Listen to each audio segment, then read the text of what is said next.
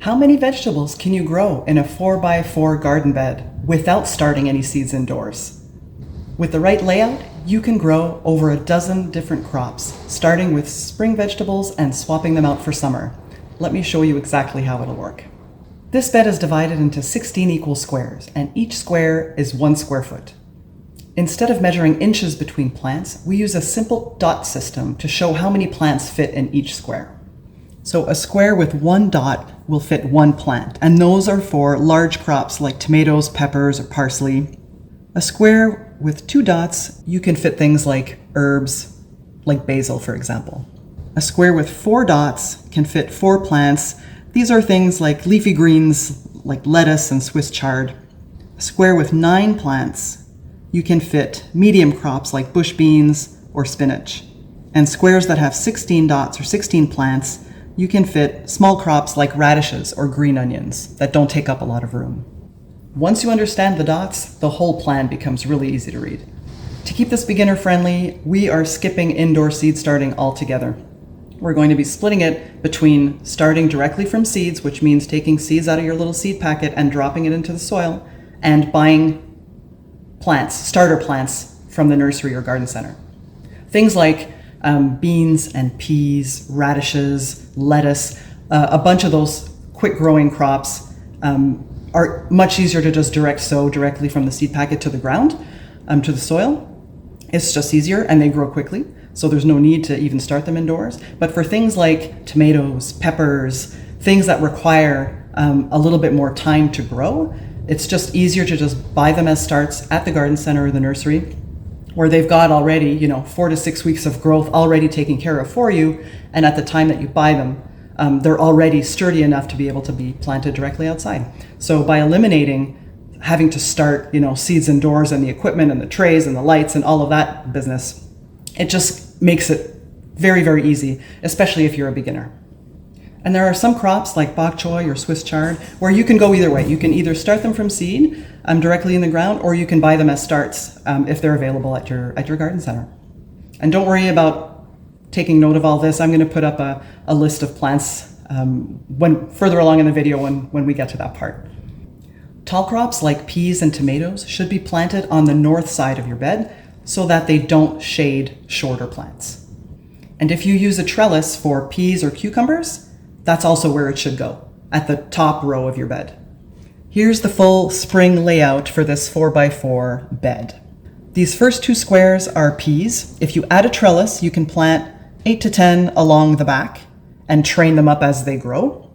If you want to keep it simple for beginners, bush peas work as well. Plant about 6 per square.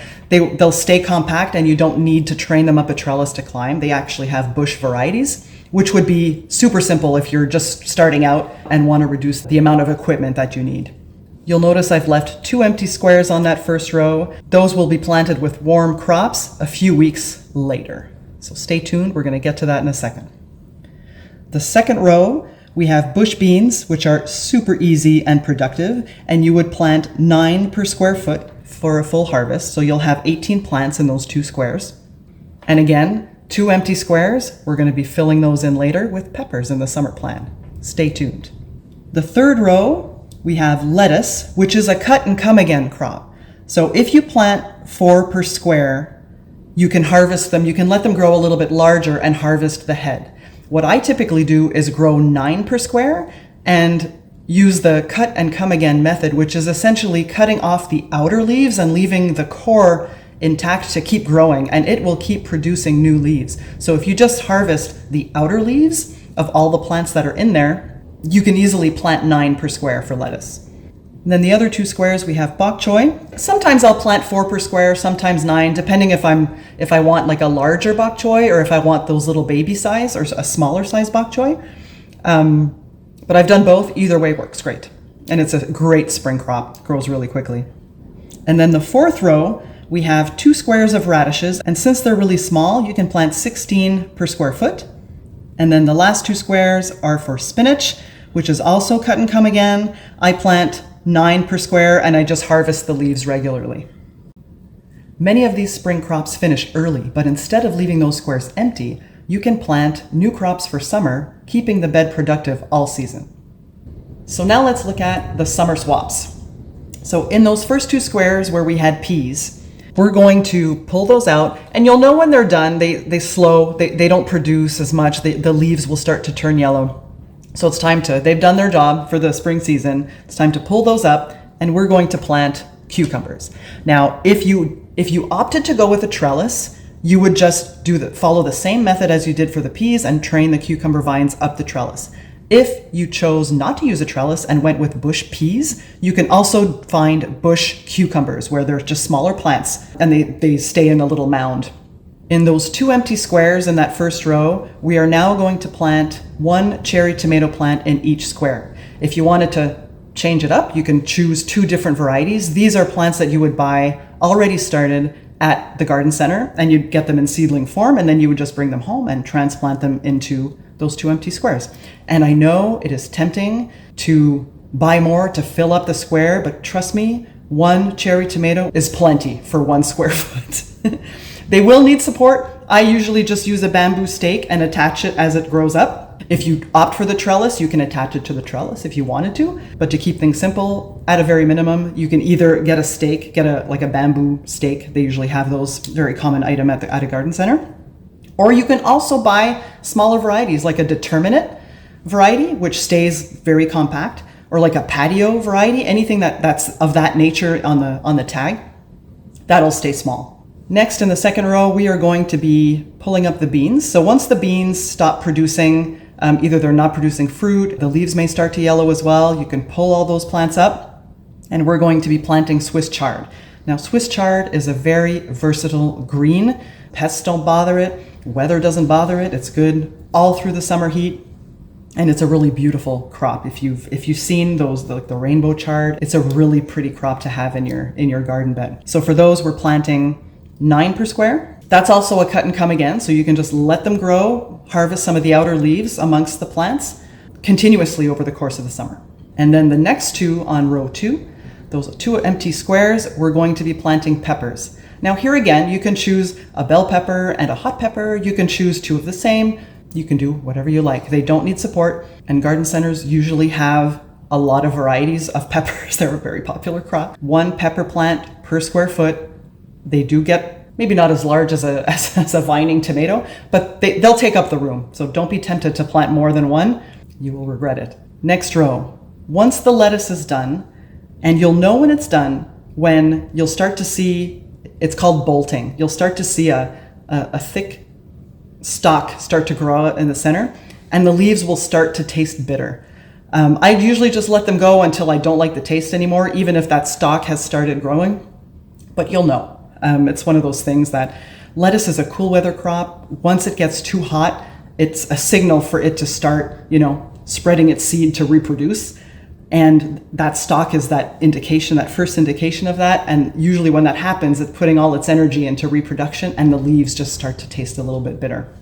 So once you get to that point, you're going to pull up your lettuce plants, and we're going to plant the second round of bush beans. Same thing, 9 plants per square foot, so you'll have 2 more squares of bush beans. And then once the bok choy is done, usually I just harvest the heads for bok choy. So once you harvest all of the heads of bok choy, you can go in and transplant your little basil seedlings. I usually do 2 per square foot. You can do 1 because it will get big, but if you harvest it regularly, you can fit 2 comfortably in each square.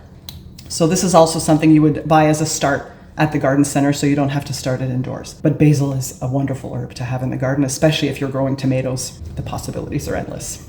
And then in the last row, once you're done with the radishes, essentially you're pulling up your radishes and those squares will be empty, we'll be seeding green onions. These you can do from seed, and it's 16 per square, just like the radishes are, because they are very small. And green onions are great because you can either leave them in the garden and harvest 1, every time you want to add chopped green onion to a salad or to a dish.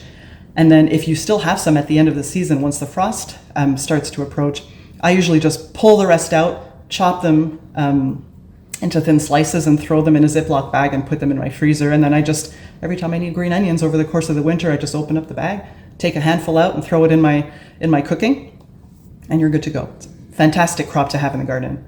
Once the spinach is done, we're going to be planting one or two parsley plants.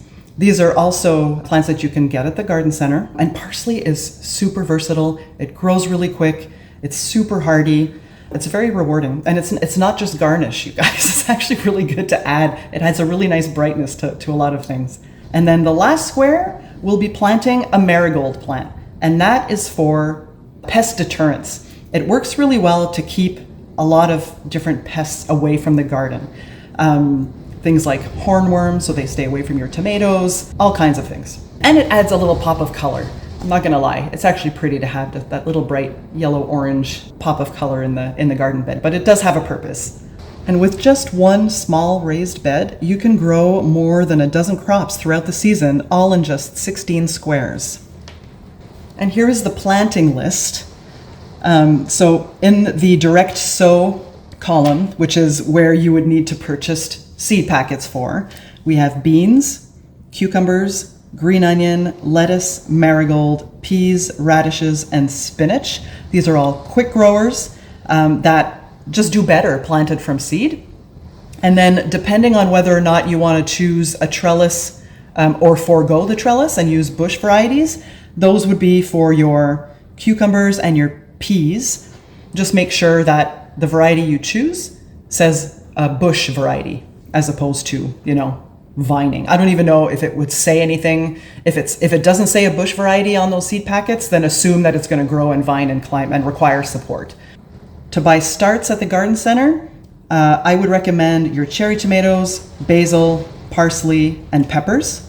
And then for either option, you can go either way. For the bok choy and the Swiss chard, you can either buy seed or buy them as starts at the garden center. They both grow fairly quickly. So you can't really go wrong either way. Whatever makes the most sense for you there. And this list makes shopping and planting simple for beginners, everything you need for your 4x4 raised bed. This 4x4 bed is surprisingly productive, even for beginners. If you'd like more beginner-friendly raised bed layouts, I'll be sharing more additional plans and planting guides here on the channel. Thanks for watching and happy gardening.